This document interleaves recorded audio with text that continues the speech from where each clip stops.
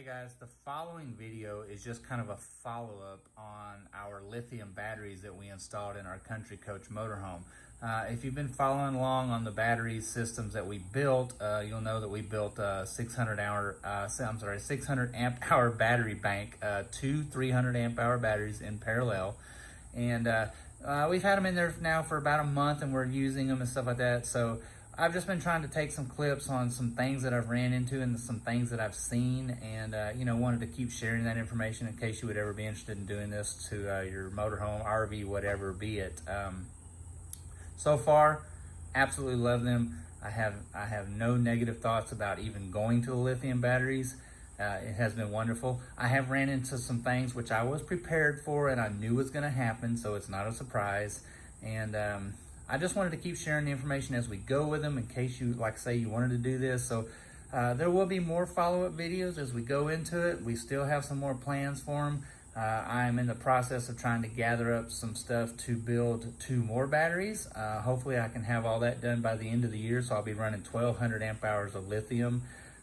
We also have the solar install coming. That'll also be divided up into 2 separate installs. I'm going to be running 1200 watts total, but it's going to be on 2 600 watt arrays. The Renogy DC to DC charger, so far, absolutely love it. I have, there's been nothing wrong with it. I have nothing bad to say about it at all. It's doing a great job. Some of the video in here, I'll talk about that a little bit. Let's see what else. So we're going to be doing 2 600 watt installs. So I'll get a 600 watt array installed so it'll run to the DC to DC charger because it does have a solar input, but it's only capable about 600 watts going into it. So we will be doing another 600 watt install later down the road, and I'll be installing an additional Victron solar charger to handle that array. So thanks for watching, guys. Like I say, I'm just going to try to let you know what I'm going through with them, and we'll see y'all later. All right, guys, sorry about the glare from the LEDs. I have honestly never figured out how to keep it from doing that. But if you look at our battery panel here, again, the motorhome has been sitting for a week without even being plugged in. You'll notice that our battery level is still at 13 volts. And our battery full indicator still shows full, okay? And our inverter is on. So how they want to act and what they want to do is they will give up their constant current output, and the voltage will just literally just stay the same, flat across a curve, until they finally reach a breakover point where the voltage is really going to start falling off. That takes a long time. Again, we've been sitting for a week. We're still at 13 volts. When we parked the motorhome, we were just hanging out right at 13.4 volts. If we look through the panel, again, we're not charging because I'm not plugged in, okay? We're outputting 120 volts AC on the inverter. There's no input because we're not plugged in. These are just some numbers which really don't make a whole lot of sense. Now, our amp hour capacity hasn't really increased. The inverter still thinks that it's 18 times 8. So whatever that number is, that's what it thinks that the capacity is, because they're just staying full. So the inverter never really senses that the battery voltage actually falls off. But that will slowly work its way up as you go through charge and discharge cycles. Okay, well, notice here again, our average shunt draw just sitting here is about 4 amps DC, okay? And again, we have absolutely nothing on in the motorhome at all. It's just sitting here. And I kept trying to figure out why I had draw like that. And it finally occurred to me. If you go back here to the back, I think this is part of it.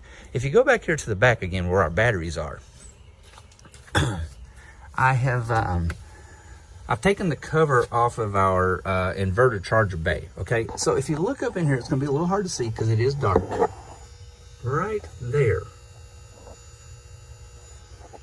That is a Magnum trickle charger for our chassis battery, okay? So the way it's set up is like if you're plugged in and your battery voltage is up, it will trickle charge your chassis battery off of your house batteries, okay?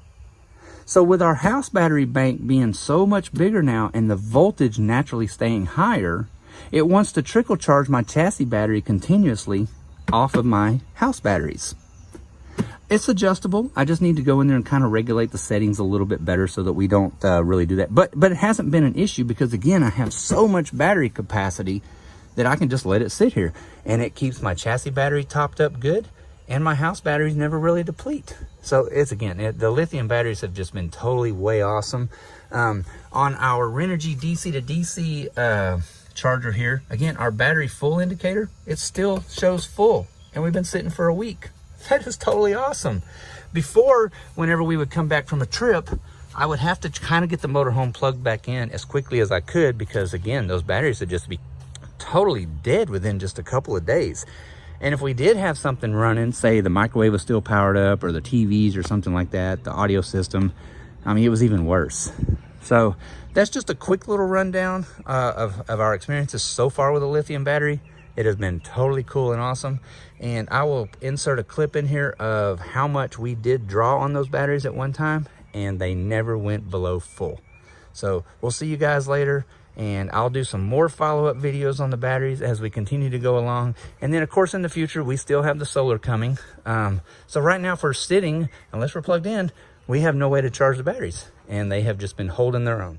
Okay, so remember, I have no way to charge the batteries unless the motorhome is running or we're plugged into shore power. Now, I just have the motorhome sitting here running, and you'll notice in the beginning that we were putting in about 15 amps into the batteries. Now, remember, I have a 50 amp DC to DC charger, so we're really not putting in anything. The battery full indicator is blinking because we're in a float stage. Now, if I go flip on my 50 amp breaker for my shore power, things are going to change. The amperage is going to really jump up as my inverter charger starts dumping lots of power into those batteries, because remember, those lithium batteries just love to absorb and absorb. Now, one thing I have ran into, it's not a problem, I was fully aware of it going into it, is I do not have a lithium specific setting on my inverter charger. I am merely running the AGM setting, which is close, and it's doing fine, but it is not packing my batteries totally full. It hasn't been an issue. Generally, when we take off down the highway, again, my 50 amp DC to DC generally gets those batteries pretty well packed before we get to where we're going.